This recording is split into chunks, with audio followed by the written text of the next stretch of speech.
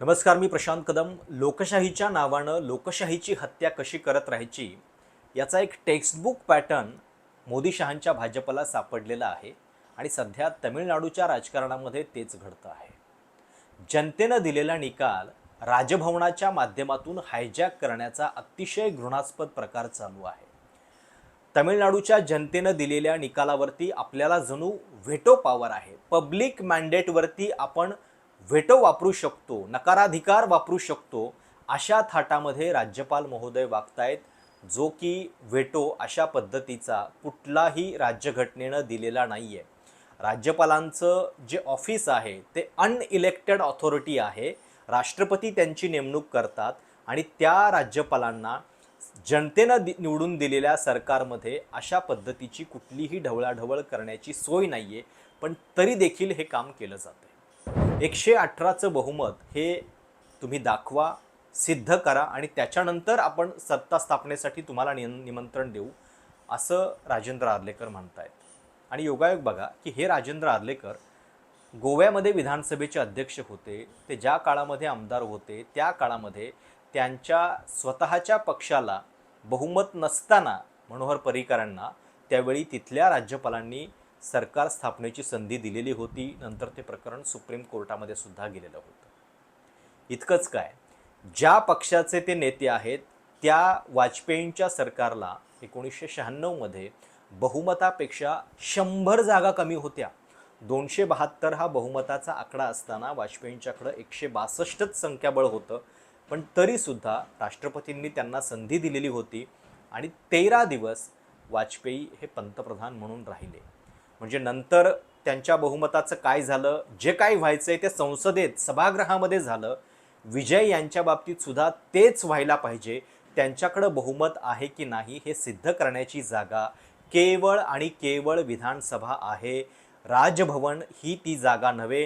राज्यपाल राजेंद्र आर्लेकर अशा थाटामध्ये वागू शकत नाहीत की मला इथं माझ्या प्रायव्हेट रूममध्ये आकडे दाखवा आणि नंतर मग मी तुम्हाला मुख्यमंत्री पदाची शपथ देईल. तमिळनाडूच्या जनतेनं जे मतदान केलेलं आहे ते मतदान करताना TVKला जी मतं मिळालेली आहेत ती 35% मतं मिळालेली आहेत. या सगळ्या लोकांनी जे आपल्याला हवं असलेलं सरकार निवडलेलं आहे ते राज्यपालांनी अशी कधीतरी नंतर परीक्षा करावी किंवा राज्यपालांना सुपरवायझर नेमलेलं नाही आहे. ते जनतेचं सरकार आहे आणि ते ठरवण्याचा अधिकार केवळ आणि केवळ विधानसभा सभागृहाला आहे. पण तरीसुद्धा अशा पद्धतीचा खोडा राजभवनाच्या माध्यमातून घातला जातोय. म्हणजे ह्या देशाच्या इतिहासामध्ये असं कधीच झालेलं नाही आहे की सिंगल लार्जेस्ट पार्टी, आणि ती देखील बहुमतापासून अवघी आता 5 ते 6 आमदार दूर आहे, पण तरीसुद्धा त्यांना सत्ता स्थापनेची संधी दिली जात नाही.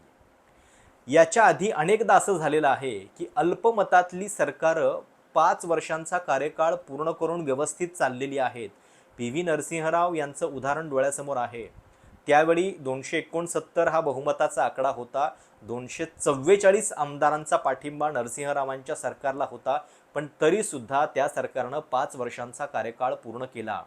लांबची गोष्ट कशाला, अगदी आत्ता 2018मध्ये भाजपचे येडियुरप्पा यांच्याकडं 104 आमदार होते. बहुमतापेक्षा किमान 10 आमदार त्यांच्याकडं कमी असताना सुद्धा, आणि त्यावेळी JDS आणि काँग्रेसची युती होती, पण त्यांना संधी दिली नाही राज्यपालांनी. राज्यपालांनी येडियुरप्पांना बोलवलं आणि येडियुरप्पांनी तो प्रयत्न देखील त्यावेळी केला. महाराष्ट्रातलं उदाहरण आहे. देवेंद्र फडणवीस यांच्याकडं आमदार कमी असताना सुद्धा, म्हणजे 2014ला सुद्धा आणि 2019ला सुद्धा पहिली संधी राज्यपालांनी त्यांनाच दिली. पहाटेच्या शपथविधीवेळी सुद्धा दिली. आणि आठवून बघा, 2014च्या वेळी शिवसेना सरकारमध्ये सामील झालेली नव्हती. राष्ट्रवादीनं बाहेरून पाठिंबा दिलेला होता. 122च आमदार भाजपकडे होते, तरीसुद्धा देवेंद्र फडणवीसांनी शपथ तर घेतलेली होती.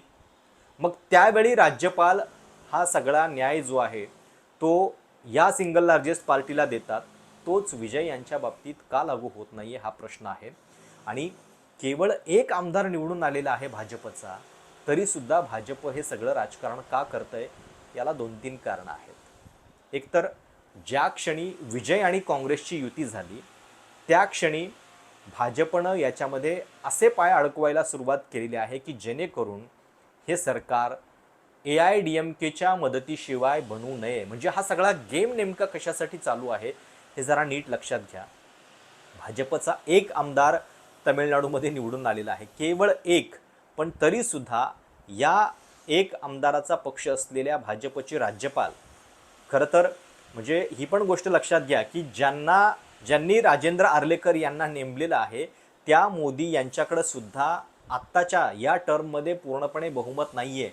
240च आमदार त्यांच्याकडे आहेत आणि या अल्पमतातल्या सरकारनं त्यावेळी त्यांची नेमणूक केलेली असताना देखील राजेंद्र आर्लेकर हे अशा थाटामध्ये वागतायत आणि जणू बहुमत माझ्याकडं दिसल्याशिवाय मी सरकार स्थापन होऊ देणार नाही, हे अतिशय गैरसंवैधानिक विधान हे राज्यपाल महोदय करत आहेत.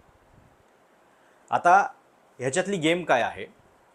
ज्या क्षणी काँग्रेस आणि TVK एकत्रित आले त्या क्षणी हे स्पष्ट झालं की विजय ना AIADMK सोबत जायला तयार आहेत ना भाजप सोबत. म्हणजे AIADMK सोबत जाणं याचाच अर्थ NDAचे मुख्यमंत्री ते बनणं, NDAच्या गोटामधलं एक राज्य वाढणं आणि त्यामुळेच कदाचित हे असे खोडे घालण्याचे प्रयत्न चालू आहेत.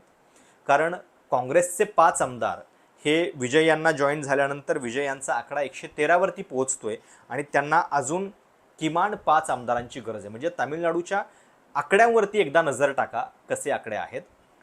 TVK तमिलगा वेट्रिक कळघम 108 आमदार आहेत, DMKकडे आहेत 59, AIADMKकडे आहेत 47, काँग्रेसकडे आहेत 5, PMKकडे आहेत 4, इंडियन युनियन मुस्लिम लीग IUMLचे आहेत 2, CPI 2, VCK 2 आणि CPIM 2, BJP 1 आणि मग परत अजून 2 वेगवेगळ्या पक्षांचे 1-1 असे 2 आमदार आहेत. आता गंमत काय आहे बघा की हे जे सांगितलं जात आहे की जणू राज्यपाल कदाचित याची वाट बघतायत की TVKनं सरकार स्थापन करण्याची संधी जी आहे ती सोडून द्यावी आणि असं म्हणावे की आमच्याकडे आकडे नाही आहेत आणि मग राज्यपालांना AIADMK आणि DMKला पिक्चरमध्ये आणता येईल. गेल्या काही दिवसांपासून याच्याबद्दलची एक तयारी केली जाते की जणू DMK आणि AIADMK सुद्धा एकत्रित येऊ शकतात. त्यांचे आकडे पण बघा 59 आणि 47 म्हणजे 106चा आकडा होतो. त्यांच्याकडं सुद्धा या घडीला किमान 12 आमदार कमी आहेत. अर्थात काही छोटे पक्ष त्यांच्यासोबत येऊ शकतात. पण हे जे सगळं केलं जातं आहे आणि हा जो वेळ काढला जातोय मुळामध्ये तो यासाठीच की ही सगळी तयारी जी आहे ती भाजपला करता यावी, AIADMKला करता यावी आणि जर TVKनं म्हणजे TVKला हा आकडा गाठता आला नाही तर मग TVK काय करणार याच्याबद्दलच्या सुद्धा खूप बातम्या गेल्या 24 तासामध्ये यायला सुरुवात झालेली आहे. TVKचे आमदार 108 आहेत आणि ते राजीनामा देऊ शकतात अशी सुद्धा एक चमत्कारिक बातमी अनेक माध्यमांनी चालवलेली आहे. पण त्याच्यामध्ये सुद्धा काही प्रश्न आहेत की जर या आमदारांनी अजून शपथच दिलेली नाही आहे तर त्यांचा राजीनामा लीगल होणार का आणि मुळात 107च जागी राजीनामे देऊन नेमकं काय होणार आहे? त्याच जागी पुन्हा निवडणूक होईल. त्यामुळं हे केवळ दबाव तंत्र आहे का याची सुद्धा आपल्याला चर्चा करावी लागेल. आणि सगळ्यात महत्त्वाचं म्हणजे एकदा का जर तुम्ही विजय यांना संधी दिली, त्यांना सत्ता स्थापनेसाठी बोलावलं तर ते मुख्यमंत्री बनतायत असं दिसल्यानंतर अनेक छोट्या छोट्या पक्षांच्या भूमिका ज्या आहेत त्या ठरू शकतात. कारण शेवटी सत्तेत कुणाला जायचं नसतं. 5 वर्ष हे सरकार टिकणार असेल तर ते कुणाला नको आहे. आणि एक लक्षात घ्या, आमदारांच्याकडं केवळ थेट मतदान करण्याचाच पर्याय असतो असं नाही. आमदार तटस्थ राहू शकतात, आमदार गैरहजरही राहू शकतात आणि हा त्यांना घटनेनंच दिलेला अधिकार आहे. अनेक वेळा आमदार गैरहजर राहिल्यामुळं सुद्धा सरकार तरतं, बाहेरून पाठिंबा दिल्यामुळं सुद्धा तरतं, तटस्थ राहिल्यामुळं सुद्धा तरतं आणि हे जे काही ठरायचं आहे ते केवळ आणि केवळ सभागृहाला ठरवण्याचा अधिकार आहे. ही अशा पद्धतीची परीक्षा राजेंद्र आर्लेकर नावाचे गृहस्थ राजभवनामध्ये बसून घेऊ शकत नाहीत आणि त्यामुळं हा जो सगळा खेळ चाललेला आहे तो अतिशय घृणास्पद आणि पूर्णपणे घटनेला धरून नाही आहे. मुळात या निमित्तानं प्रश्न हा पण उपस्थित व्हायला पाहिजे की आपल्याकडं अशा राज्यपालांच्या पोस्टची गरज आहे का की जी ब्रिटिशांच्या काळामध्ये त्यांच्या सोयीसाठी नेमली गेलेली होती. इतकी भव्य आलिशान राजभवनं देशाच्या प्रत्येक राज्यामध्ये आहेत. त्यांच्या मेंटेनन्सवरती, राज्यपालांच्या पगारावरती, त्यांच्या स्टाफवरती, त्यांच्या प्रवासावरती जो खर्च होतो तो देशभरामध्ये आत्ता या घडीला वर्षाला 700 कोटी रुपये इतका आहे. आणि हे सगळं खर्च करून मिळतं काय? म्हणजे तुम्ही पण आठवून बघा की राज्यपालांचं असं कुठलं काम आहे की ज्या कामाशिवाय देशाचा गाडा अडू शकतो. एखाद्या विधानसभेनं मंजूर केलेलं बिल हे राष्ट्रपतींच्याकडे पाठवणं, याच्यासाठी कुठल्या मध्यस्थाची गरज आजच्या काळामध्ये आहे का? सोबतच मुख्यमंत्र्यांना कायदेशीर सल्ला देणं याच्यासाठी किंवा मुख्यमंत्र्यांना शपथ देणं याच्यासाठी राज्यपालांची गरज का आहे? ते काम तर कुठल्याही मुख्य हायकोर्टाचे न्यायाधीश सुद्धा करू शकतात. राज्यपालांच्या अनुपस्थितीमध्ये त्यांनीच शपथ द्यावी अशी सुद्धा घटना सांगते. आणि मग राज्यपालांचं काम काय उरतं? तर ते चान्सलर असतात विद्यापीठांचे. पण अशा काळामध्ये 21व्या शतकामध्ये ज्यावेळी आपण वेगवेगळ्या क्षेत्रातले तज्ज्ञ ॲकॅडमिशियन्स जे आहेत त्यांना या पदावरती नेमू शकतो, तर त्याच्यासाठी राजभवनाची गरज आहे का? आणि गंमत बघा की इतर सगळ्या ब्रिटिशकालीन परंपरा, नावं मोदी सरकार मोडीत काढतं आहे. अगदी दिल्लीमधल्या ल्युटियन्स यांचा पुतळा, ज्यांनी दिल्ली वसवली, नवी दिल्ली, आत्ताची सगळी जी मंत्रालयं आणि राष्ट्रपती भवन आहे, त्यांचा सुद्धा पुतळा हटवायला मोदी सरकार निघालेला आहे, हटवला पण आहे. तो याचसाठी की ब्रिटिश काही खाणाखुणा नकोत. नावंसुद्धा बदलली जात आहेत. रेसकोर्स रोडच्या ऐवजी पंतप्रधानांच्या निवासस्थानाला लोककल्याण मार्ग म्हटलं जात आहे. मग असं सगळं असताना राजभवनांचाच अट्टहास टिकवण्याचा नेमका कशासाठी आहे? आणि तो केवळ अशा पद्धतीची घटनाबाह्य कामं करण्यासाठीच मोदी सरकारला हवा आहे का? हा सुद्धा प्रश्न या निमित्तानं उपस्थित होतोय. TVKचे प्रमुख विजय पुढचं पाऊल नेमकं काय उचलतायत? आणि जर त्यांना सत्ता स्थापनेपासून रोखलं तर कदाचित पहिल्यापेक्षा जास्त बहुमतानं ते निवडून येतील याच्यामध्ये शंका नाही. याच्या आधीच्या अनेक उदाहरणांमध्ये आपण ते पाहिलेलं आहे. आणि ज्यावेळी या देशाची घटनासुद्धा राज्यपालांना याची मुभा देत नाही, आर्टिकल 164 असं म्हणतं, governor shall appoint the CM who commands confidence not after proving it मी इन प्रायव्हेट. म्हणजे माझ्याकडं बहुमत सिद्ध केल्यानंतरच मी शपथ देईन, असं या देशाच्या घटनेमध्ये लिहिलेलं नाही आहे. आणि अनेक सुप्रीम कोर्टाच्या निर्णयामध्ये, म्हणजे Rameshwar Prasad versus union of India 2006ची जी केस आहे त्याच्यामध्ये स्पष्टपणे म्हटलेलं आहे, सरकारी या कमिशननं जे सांगितलेलं आहे त्याच्यानुसार सुद्धा राज्यपालांनी काय करणं क्रमप्राप्त आहे, कुणाला पहिल्यांदा बोलवायचं आहे, हे सगळं नमूद केलेलं असताना सुद्धा हे होताना दिसत नाही आहे. आणि केवळ मिरची बहुतेक भाजपाला हीच लागलेली आहे की विजय काँग्रेससोबत गेले. जर ते काँग्रेससोबत गेले नसते, AIADMK सोबत जाण्याचा पर्याय त्यांनी स्वीकारला असता, तर इतके अडथळे भाजपनं आणले असते का? हा पण प्रश्न आहे.